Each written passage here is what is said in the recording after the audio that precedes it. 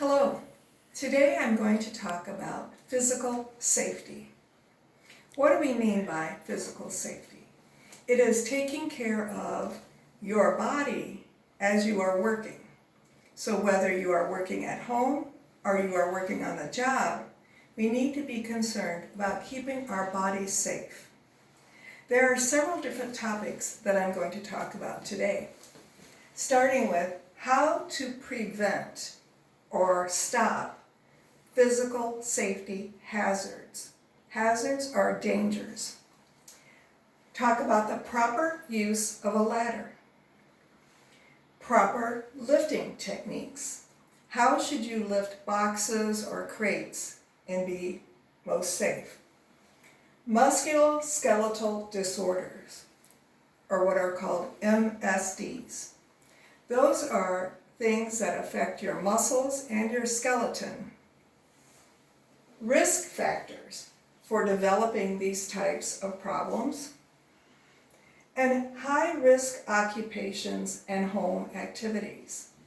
These are occupations that people frequently have physical safety health issues, or even home activities, things you do at home that can cause you to have physical safety dangers.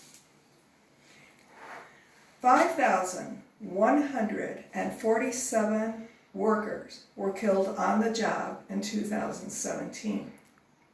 That is more than 99 a week, more than 14 deaths a day on the job.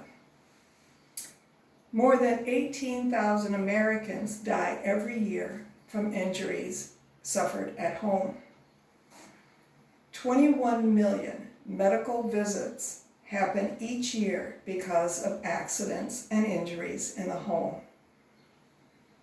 People in many different occupations or jobs, work sites and home, are at risk for different physical injuries. Sometimes it's due to an unsafe work environment. Sometimes it might be carelessness by the person, or it may be due to a lack of understanding about physical safety techniques, equipment, and how best to work on the job. We'll talk a little bit about what we call ergonomics. Ergonomics is the ability to find the right way for people to work, the safest way to prevent injuries. First, I want to talk about preventing potential physical safety hazards. Things that you could do to make sure you do not run into an injury. One of those is to maintain what we call unobstructed areas or clear pathways.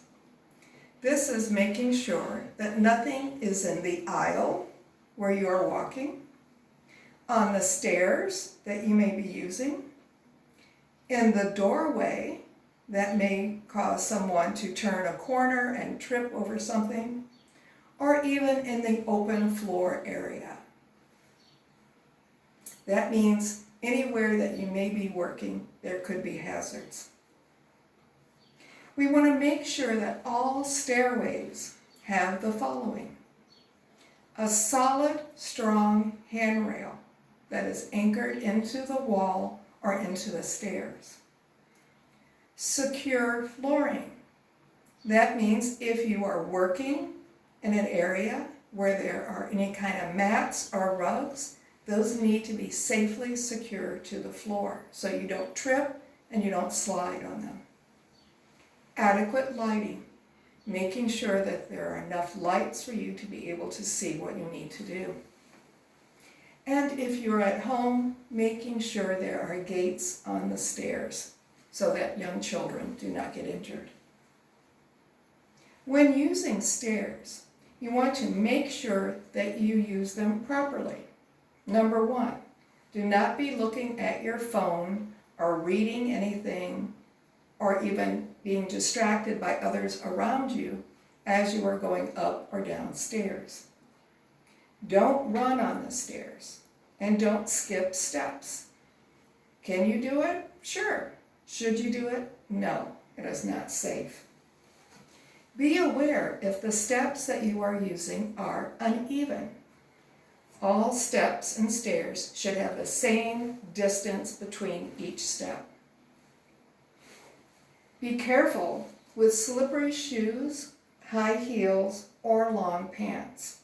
Those can often cause an injury on stairways. Make sure there's nothing spilled on the stairs. There might be water, grease, or oil that can make them slippery. And do not carry more than you can handle going up and down stairs. And we'll talk about the proper amount of weight to be carried in just a moment.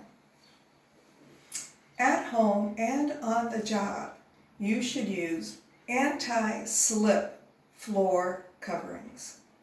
On the job, that means if you have mats or rugs of any kind, they should have rubber on the back of them. At home, if you are using a rug like this cloth is very slippery. You should buy anti-slip material that you can get at any home store. You put it on the floor, then put the rug on top of it. It will prevent the rug from sliding.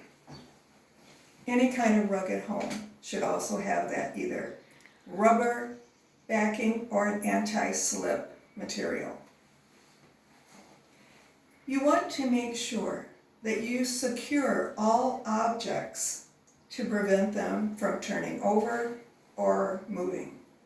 At home, this means if you have a TV, it should be on a level surface, or if it's on the wall, secured well to the wall so that it's not going to come off. And make sure that all equipment that you are using on the job is properly secured. That means anchored to the floor, anchored to the wall, or to the ceiling, if it is equipment that could move. Use proper equipment for the job. Make sure that the equipment you are using is the right equipment for that job.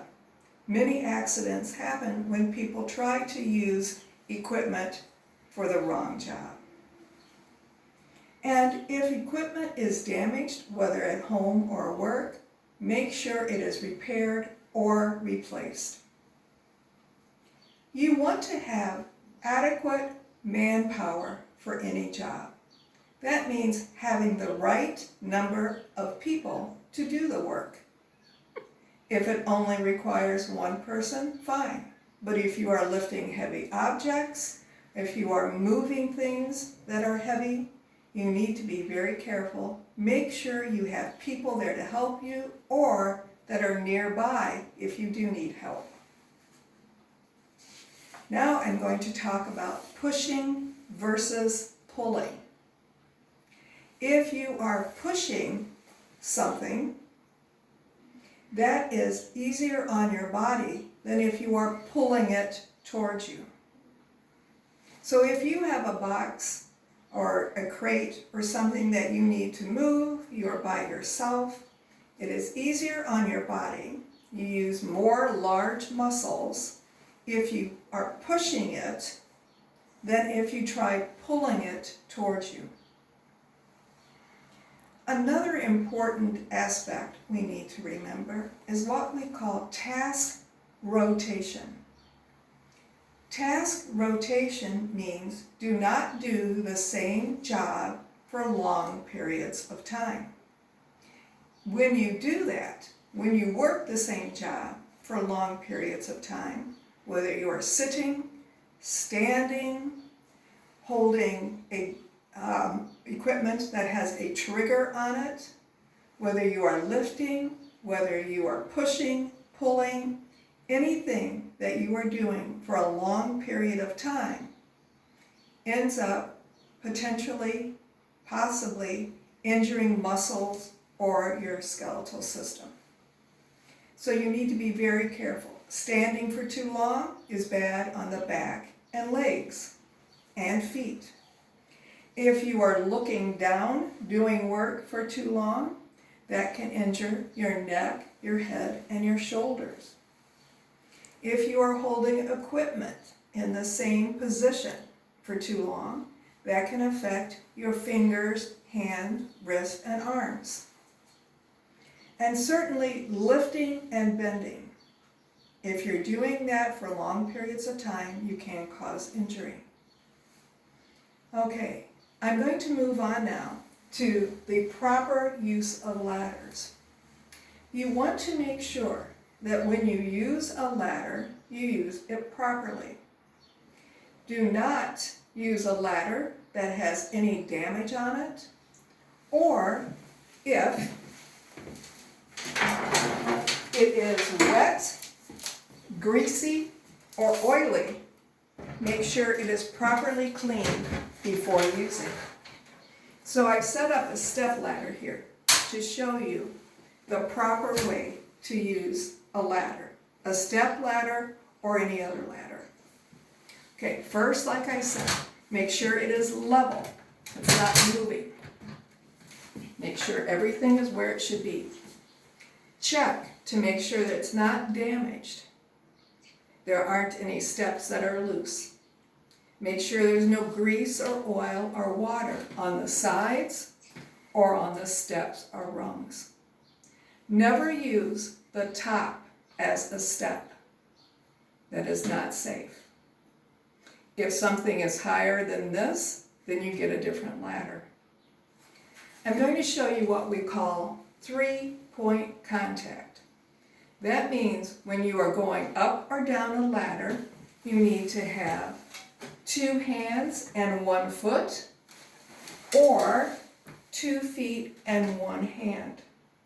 So if this is a taller ladder, I'm going to keep going up. I need to make sure that as I have my hand coming up, both my feet and my other hand are on the ladder. As you get down, the same thing. As I put 1 foot down, I have both hands on the ladder until you're on the ground. Okay, that's very important for ladder safety. Many people fall off ladders because they're not using the 3-point contact. Okay, let me move this. All right. When you're using a ladder, make sure it is in a location where others are aware that you're using a ladder.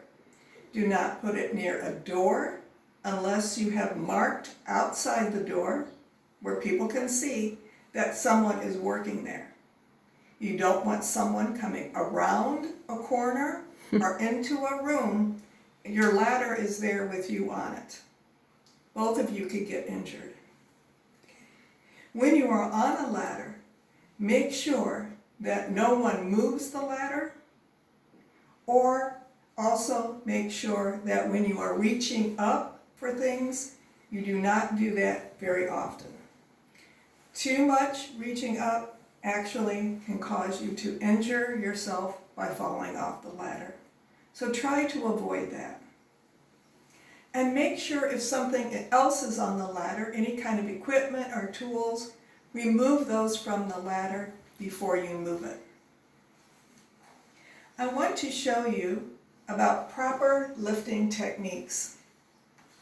This is very important in order to, again, help preserve your muscles and your skeletal system. You never should bend at the waist when you are lifting boxes, crates, or anything else. You always need to bend at the knees. Try to keep your back as straight as possible. You don't want to put all of that weight that you're lifting onto your back. That's very harmful. You can do it, but over time, and as you get older, you will suffer the consequences of improper lifting. So when I go to lift something, I need to bend at my knees. It is best to have a container with handholds. When I lift it up and stand up slowly, you want to keep this container in what is called the power zone for lifting. That is the area between your mid-thigh and your mid-chest. So if I am walking with this container, I keep it at this height. Don't bend down with it like this or lift it too high. Carrying it right here is easier on your back and your shoulders, your neck. This is very important. When you are lifting containers, try to have containers that have handholds, places that make it easier for you to hold onto the container.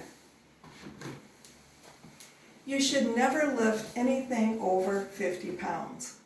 You may be young and strong and you can do it, but again, in time, it will cause injury.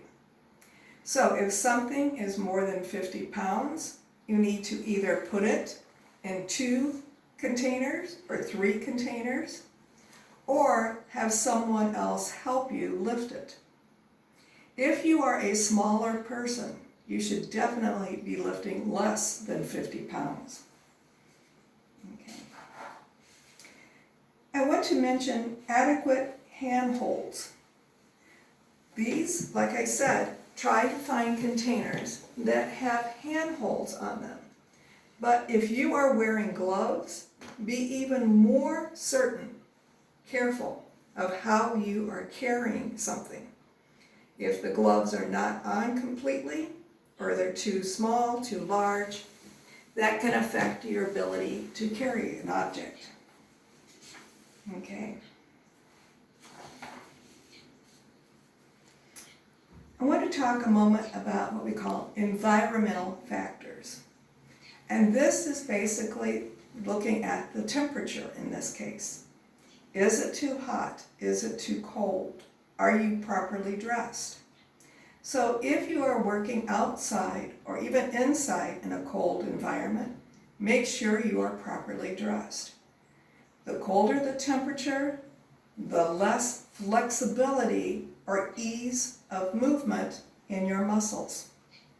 So make sure you are wearing gloves, warm clothing, proper socks that will keep your feet warm. If it is very hot, lighter colored clothes, white or light colors, keep you from getting overly heated. But you still have to be very careful about working in hot temperatures. You need to make sure you are drinking a lot of fluid, water, Gatorade, something like that. Pop is not an alcohol, or not recommended in high temperatures for your body. Okay, and if you are working at night, make sure there is enough light for you to see what you are doing, whether you're inside or outside. All right, I'm going to talk now for a moment about musculoskeletal disorders. All that really means is problems that happen with your muscles or with your skeleton. These are things that can also affect disorders that can affect your blood vessels, ligaments, tendons, not just muscle and bones. When we talk about musculoskeletal, we talk about all of those things in the body. In many different activities, such as heavy lifting, bending, reaching up high or to the sides, pushing and pulling heavy loads, working in awkward positions where you're not quite in the right position for the job, or performing the same job for a long period of time or over can affect the musculoskeletal system. We need to try and find ways for you to be doing your job with the right body posture. If you are sitting, make sure that you are not slouching, bending down. Sit up straight, shoulders back and down. If you are standing, the same thing. Stand up straight, shoulders back and down, and make sure that you are in an environment around you where you can easily move if you need to. Okay. If you are using, again, equipment for long periods of time, make sure that you get adequate breaks. Examples of musculoskeletal disorders are things like carpal tunnel syndrome that affects your wrist and causes pain in your hand and arm. Tendinitis, that is a disorder that affects all the tendons which are throughout your body. Rotator cuff injury, that affects the shoulder and is often due to heavy lifting. Another disorder, epicondylitis, is just another way of saying elbow injury, again, often from lifting heavy objects. We have what we call trigger finger. That is if you are operating equipment where you have to hold onto something with your finger for long periods of time. And then, of course, muscle strain and low back injuries. These are all types of musculoskeletal disorders that can happen with improper posture or body movement while working. The risk factors are different ways that you can develop musculoskeletal disorders. As I mentioned several of them already, but there are also things like kneeling for a long time if you are gardening, bending, just bending at the waist, reaching for things out of your reach. These are also ways that you can be affected by musculoskeletal disorders. Also, if you are already in poor health, if you are a smoker, if you are a heavy drinker, if you are overweight, if you have other ailments already, you are more likely to develop musculoskeletal disorders over time. And if your nutrition, you are not eating properly, you're not exercising, you're not getting enough sleep, and you're not drinking enough water, these are all factors that can increase the chance of developing this type of disorder. There are certain occupations, jobs, and activities at home that increase the chance of you developing these disorders. On the job, things like registered nurses, nursing assistants, firefighters, and EMS. Workers on freight, stock, and material movers, janitors and cleaners, tractor-trailer operators, recycling and garbage collection, clerks in stores, maids and housekeeping staff, telecommunications, like telephone or internet installers working on the lines where they're on ladders, bus drivers, production workers in factories, police and sheriff patrol officers, heating, air conditioning, and refrigeration mechanics and installers, plumbers, pipe fitters, steam fitters, maintenance and repair workers. All of these have a high risk or chance of developing musculoskeletal disorders or of having accidents on the job. High-risk activities at home include yard work, whether mowing or shoveling snow, raking leaves, painting, if you're on ladders, lifting heavy boxes, bags, packages, children. Housework, like vacuuming and cleaning, can actually cause disorders. Not exercising or doing the wrong exercises for you, or sitting for long periods of time, driving, reading, watching TV.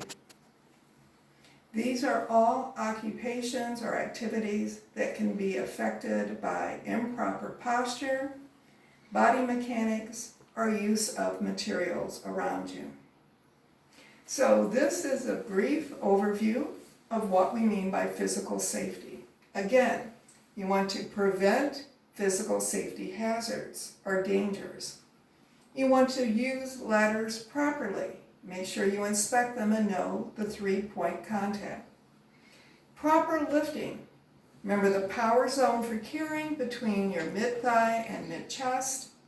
Do not bend, but lift with your knees.